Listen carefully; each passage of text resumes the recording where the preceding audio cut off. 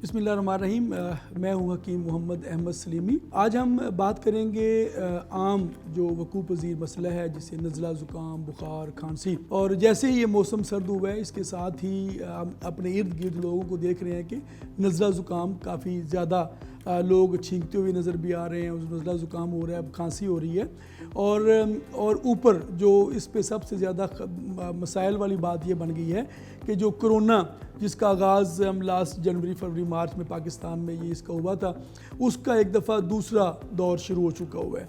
और चंद दिनों से देखने में आ रहा है कि कोरोना के मरीज़ों की तादाद भी पाकिस्तान में बड़ी ख़तरनाक हद तक बढ़ रही है। जो पिछले एपिसोड में जब कोरोना आया था तो सिर्फ 1 से 2% लोगों के टेस्ट पॉजिटिव आ रहे थे, और अब तो इतनी परेशान कुन सूरत हाल है कि अब 26% तक ये पॉजिटिव रिपोर्ट्स आ गई हुई हैं। वो लोग जिनमें जो कमज़ोर क़ुव्वत मुदाफ़ियत के लोग हैं वो ज़्यादा इस मसले में से दो चार होते हैं।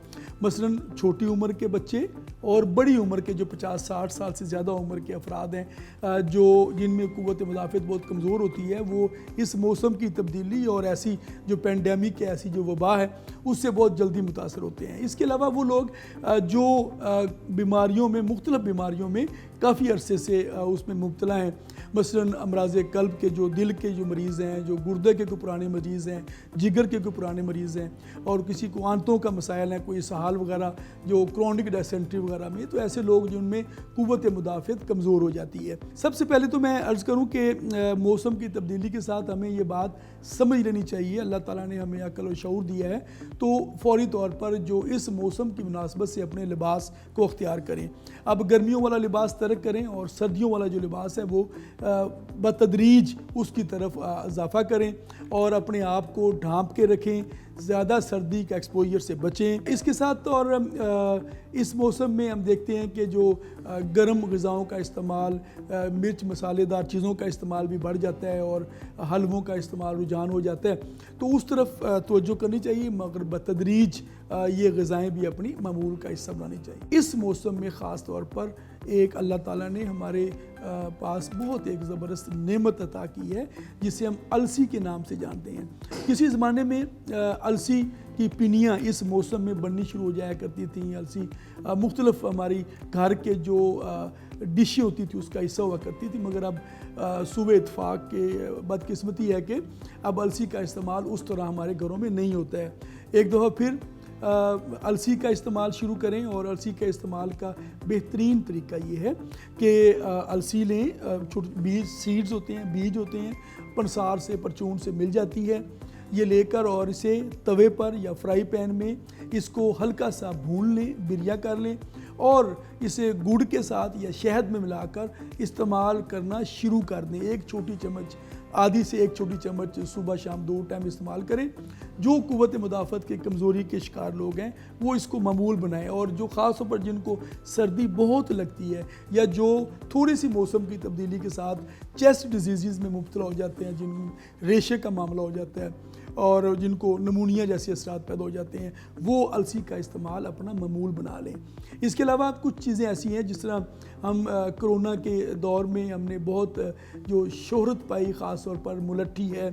चीन में जब ये वबा शुरू हुई तो वहाँ पे भी मुलट्ठी के ट्रायल किए गए। इसी तरह और ऐसी चीज़ें हैं जो हमारी रवायती तौर पर इस्तेमाल होती हैं। मैं आपके सामने अर्ज़ करता हूँ कि आप मुलट्ठी, सिपिस्तान जिसे लसूड़ियाँ कहते हैं, उनाब और ख़त्मी, खबाजी, और इसके साथ आप बनफशा, गाउज़बान और परस्यौशा, और इसमें एक चीज़ और जो अब्रेशम का जो होता है, इसको काट के अंदर से कीड़ा भी निकालते हैं। और ये चीज़ें बेहतरीन तरीका ये होता है कि ये सारी चीज़ें 1.5 पाव पानी में रात को भिगो दें, सबसे बेहतर है। सुबह उसको उबालें, और जब पानी तीसरा हिस्सा रह जाए तो छान कर शहद से मीठा करके या शरबत बनफशा मिलाकर इस्तेमाल कर सकते हैं। जो इस मौसम का नज़ला, ज़ुकाम, बुखार वगैरह होता है उससे बचने का बेहतरीन तरीका है, उससे आप छुटकारा हासिल कर सकते हैं।